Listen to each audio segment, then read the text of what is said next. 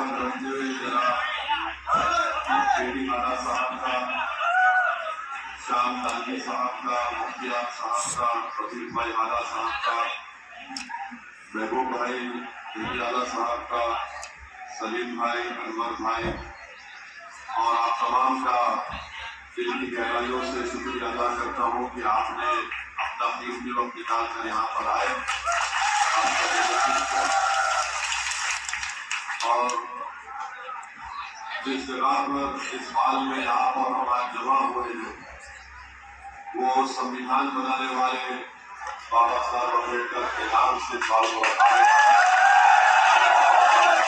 میں آپ کو یہی پیغام دینے آیا ہوں کہ ہمارے بھارت کو آزاد ہو کر 75 سال ہو چکے ہیں اور ہمارے وطن عزیز میں سنویدھان جو بابا صاحب امبیڈکر نے ہم کو بنا کر دیا ہے، سنویدھان تو بابا صاحب امبیڈکر نے بنا دیا، مگر سنویدھان بنانے کے بعد بابا صاحب امبیڈکر اور ان کے تمام ساتھیوں نے آنے والی نسلوں کے لیے پیغام دیا کہ اگر تم کو اس سنویدھان سے فائدہ حاصل کرنا ہے، اس سنویدھان کو بچانا ہے، تو بابا صاحب امبیڈکر نے اور ہمارے بزرگوں نے ہم کو یہ پیغام دیا کہ اگر تم یہ چاہتے ہو کہ وطن عزیز میں تم کو مساوات ملے، تم کو انصاف ملے، بھائی چارگی تم کو حاصل ہو، تو یہ بہت ضروری ہے کہ تم ایک سیاسی طاقت بنو۔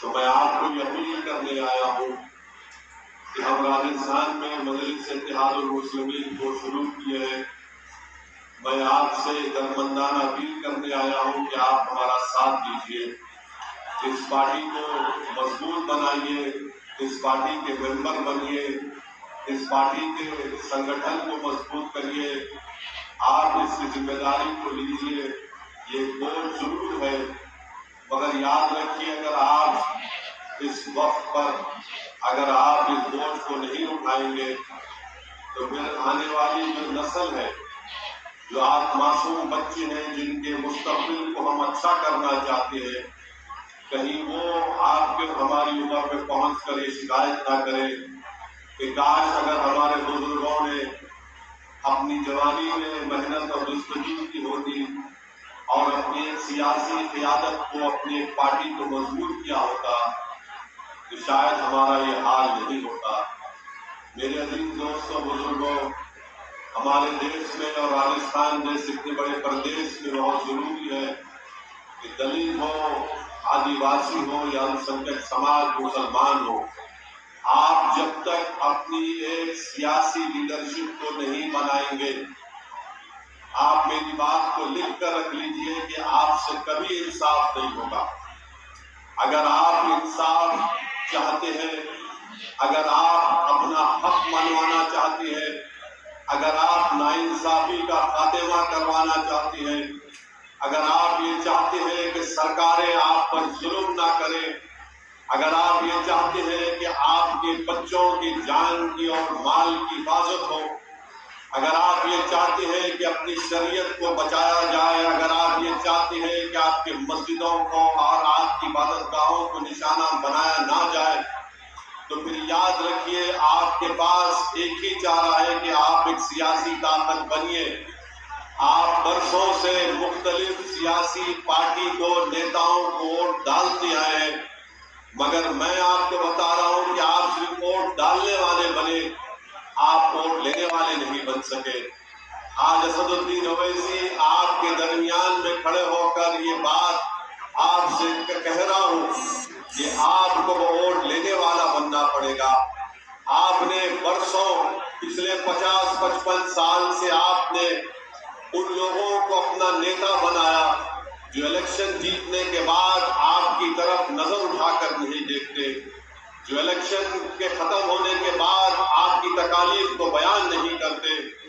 چناؤ میں تو آپ نے راجستھان میں کانگریس کو، کبھی بی جے پی کو جتایا، مگر آج آپ بتائیے کہ جب کاٹمیکا میں جنید اور نصیر کو زندہ جلا دیا جاتا ہے تو کانگریس پارٹی میں بیٹھے ہوئے مسلم विधायक अपनी जबान खोलने से डरते हैं, गूंगे बन जाते हैं, और आप देखते हैं कि उसका नतीजा यह है कि वो जीत तो जाते हैं मगर उनकी जबानों पर उनकी पार्टी का हुक्म नाफिज कर दिया जाता है। मैं आपको बताने आया हूं कि मैं राजस्थान को अगर आया हूं और आता रहूंगा इंशाअल्लाह ताला, तो मैं अपने लिए, अपनी जात के लिए, अपनी अना की तस्कीन के लिए, अपनी मकबूलियत में इजाफे के लिए राजस्थान नहीं आया हूं। और अल्लाह सुब्हानहू व तआला मेरे दिल का हाल जानता है। मैं ये चाहता हूं कि इस हाल में जितने लोग, जितने नौजवान बैठे हुए हैं, खड़े हुए हैं, जिनके हाथों में सेल फोन है और जो मेरी तकरीर को रिकॉर्ड कर रहे हैं, मैं चाहता हूं कि तुम मुझसे बड़े नेता बनो ताकि तुम खड़े होकर इन गरीब और मजलूमों की, हमारा मकसद एक ही है कि आप नेता बने, आप लीडर बने, और अल्लाह आपको ऐसा नेता और लीडर बनाए जो सिवाय अल्लाह के किसी माई का लाल से ना डरे और हक को बयान करे। इसीलिए ये लड़ाई में, ये जिद्दोजहद में जो हम आपके मुस्तकबिल के लिए लड़ रहे हैं, आप मजलिस इत्तेहादुल मुस्लिमीन का साथ दीजिए। हम हमारे दलित भाइयों से, आदिवासी भाइयों से भी अपील कर रहे हैं कि हमको आपके साथ की जरूरत है।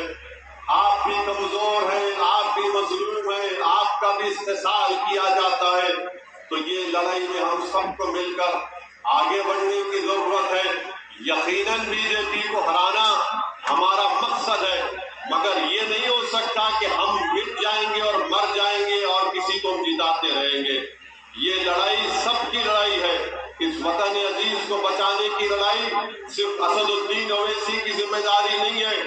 इस वतन अजीज से, राजस्थान से फिरका परस्ती के जहर को जड़ से उखाड़ फेंकने की जिम्मेदारी सिर्फ असदुद्दीन ओवैसी की नहीं है, सबकी होनी चाहिए।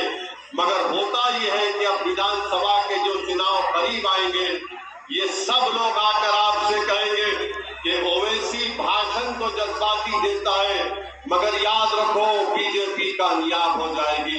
मेरे अजीज दोस्तों और बुजुर्गों, बीजेपी अगर जीत रही है तो कांग्रेस की नाअहली की वजह से, कांग्रेस की कमजोरियों की वजह से जीत रही है।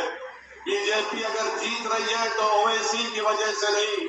मैं हर जगह कह रहा हूं, आज भी कह रहा हूं, अगर कोई ये कहता है कि ओवैसी की वजह से बीजेपी जीत रही है, तो तुम राजस्थान में कोई एक ऐसा वक्त और जगह बता दो, मैं अकेले आने तैयार हूं, मगर 5 मिनट में तुम मेरी गुफ्तगू और सच्चाई का सामना नहीं कर पाओगे। अगर आज भाजपा इख्तिदार पर है तो कांग्रेस और ये नाम निहाद सेकुलर पार्टियों की वजह से है। मेरे अजीज दोस्तों और बुजुर्गों, नौजवानों, मैं आपसे अपील कर रहा हूं कि आपको आगे बढ़ना है। ये आपकी लड़ाई में आपको हमारा साथ दीजिए। मैं बुजुर्गों से अपील कर रहा हूं कि आप मजलिस का साथ दीजिए।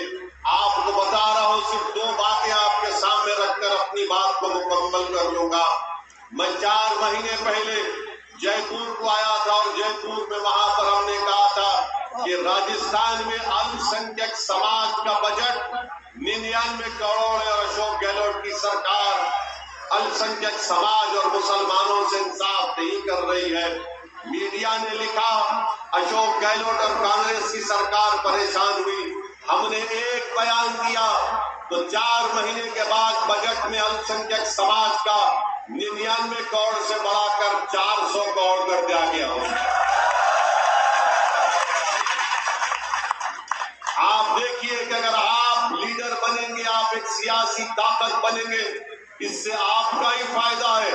तो जो लोग कह रहे हैं कि ओवैसी के आने से नुकसान होगा, हाँ, नुकसान जालिमों का होगा, फायदा मजलूमों का होगा। नुकसान ताकतवर लोगों का होगा और फायदा कमजोरों का होगा इंशाअल्लाह ताला। जब घाटनिका में जुनैद और नसीम को जिंदा जला दिया गया तो मुझे जमील खान ने कहा कि साहब आपको आना पड़ेगा, पीड़ित परिवार से मिलना पड़ेगा। میں حیدرآباد سے نکلا اور سیدھا گھاٹمی کا پہنچا اور جنید کے گھر کو پہنچا. میں نے مطالبہ کیا، ڈیمانڈ کیا کہ راجستھان کے مکھیہ منتری کیوں نہیں جاتے وہاں پر ملنے کے لیے جنید اور نصیر کے پریوار سے.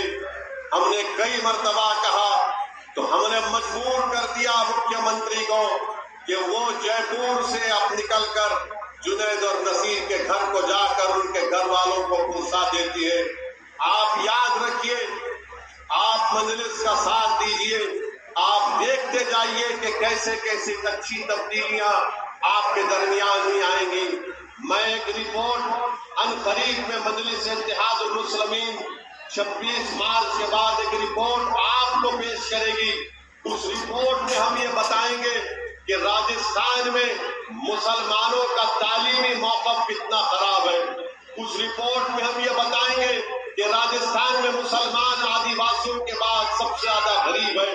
اس رپورٹ میں ہم یہ بتائیں گے کہ راجستھان میں سب سے زیادہ اگر اسکول کے باہر کسی کے بچے ہیں تو مسلمانوں کے بچے ہیں. اس رپورٹ میں یہ بتائیں گے کہ سب سے زیادہ اگر کم بچے ہمارے گریجویٹ ہیں تو مسلمانوں کے ہیں. اس رپورٹ میں بتائیں گے کہ صحت کے میدان میں جو بچے کمزور پیدا ہوتے ہیں اس میں سب سے زیادہ نمبر مسلمانوں کا ہے.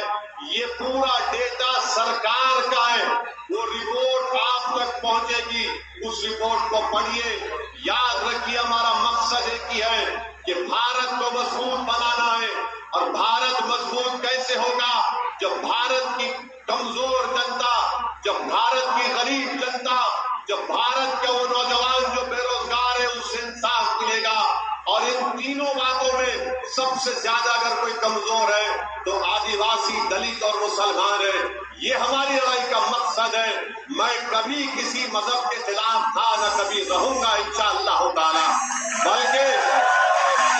بلکہ میں نے تو ہمیشہ یہ کہا ہے کہ راجستھان کے مسلمانوں کو ہمارے گجر بھائیوں کی لڑائی سے سیکھنا چاہیے کہ کیسا گجروں نے اتحاد پیدا کیا. اپنا نیتا ان کے مرحوم ہمارے لیٹ فیصلہ صاحب کو بنایا. جاٹوں کو دیکھو، راشٹروں کو دیکھو، دوسری برادریوں کو دیکھو، مگر آپ کا معاملہ یہ ہے، دلتوں کا معاملہ یہ ہے کہ ہم جذبات میں بہ جاتے ہیں. جذبات کو زندہ رکھیے مگر جذبات کو صحیح راہ پر لے کر جائیے. جس طرح دوسری برادریوں نے اپنے ہوش اور جذبات کو سامنے رکھ کر اپنی تکالیف اور اپنی مشکلوں کو حل کیا. کب تک ہم کسی کے ہاتھ میں کھلونا بن کر استعمال ہوتے رہیں گے؟ کب تک ہم کسی کے پیروں کا فٹ بال بنیں گے؟ کب تک ہم کو RSS سے ڈرایا جائے گا؟ اب ہم کو نہ RSS سے ڈرنا ہے، نہ ظالموں سے ڈرنا ہے. یہ دیش سب کا ہے، یہ دیش کسی ایک مخصوص فرقے کا نہیں ہے. یہ دیش میرا بھی ہے. اس دیش کا سنویدھان بنانے والا امبیڈکر نے کہا کہ اس دیش میں سب برابر ہے، کوئی بڑا نہیں، کوئی چھوٹا نہیں. مگر ہم کو جب تک ہم جدوجہد نہیں کریں گے، اپنے حق کے لیے آگے نہیں بڑھیں گے، ہم سے کوئی انصاف نہیں کرے گا. یاد رکھو نوجوانوں، اگر تم نعرے لگا کر سمجھتے ہو کہ تم کو انصاف کر دیا، انصاف ملے گا، نہیں ملے گا. یاد رکھو میرے بزرگوں، اگر آپ اپنے آنکھ میں آنسو بہا کر سمجھیں گے کہ دنیا میرے آنکھ سے بہتے ہوئے آنسو کو دیکھ کر میری آنے والی نسل سے انصاف کرے گا. یاد رکھو دنیا تمہارے آنکھ کے آنسو دیکھ کر تم کو کمزور سمجھے گی. یاد رکھو میری عزتدار ماں اور بہنوں کہ رونے اور دھونے سے کچھ نہیں ہوگا. میں تم کو پیغام دینے آیا ہوں میرے عزیز دوستوں اور بزرگوں، بالوترا کی جنتا کو پیغام دینے آیا ہوں جنہوں نے ہم کو جنہوں نے ہم کو 50 سال رلایا، اب ہم ان کو رلائیں گے انشاءاللہ تعالی. جنہوں نے ہمارے خوابوں کو چکنا چور کیا، ہم ان کے سیاسی خوابوں کو چکنا چور کریں گے. جنہوں نے ہم کو ڈرا ڈرا کر ہمارا استعمال کیا، اب ہم ڈر کی بنیاد پر نہیں، امید کی بنیاد پر کام کریے. اسی لیے میرے عزیز دوستوں اور بزرگوں، بس یہی باتیں میں آپ کو کہنا چاہ رہا تھا. ابھی ہم کو بتایا گیا کہ کوئی ستپال تنوار صاحب ہے، بھیم سینا کے، ان کو راجستھان کی سرکار نے راجستھان کی حکومت کے خلاف بولنے پر ان کو اریسٹ کر دیا۔ میں یہ پوچھنا چاہتا ہوں کہ اگر کسی کے خلاف بولتے ہیں تو اریسٹ کیوں ہوتے ہیں؟ اریسٹ کیوں کرتے آپ؟ ارے دیش کا سنویدھان ہے، میں مودی کے خلاف بول سکتا ہوں پارلیمنٹ میں، یہاں پر بولوں گا، میں گہلوٹ کے خلاف بولوں گا۔ اگر آپ یہ سمجھ رہے ہیں کہ خلاف بولنے پر آپ گرفتار کر لیں گے تو یاد رکھیے جیلیں کم پڑ جائیں گی، لوگ خلاف بولنا نہیں کریں گے۔ بہرحال میرے عزیز دوستوں اور بزرگوں کو آپ کا بہت شکریہ۔ آپ مجلس کو مضبوط کریے، انشاءاللہ تعالی۔ اللہ کا شکر ہے کہ مجھے آنے کا موقع ملا۔ آپ تمام کا بہت شکریہ۔ میں دوبارہ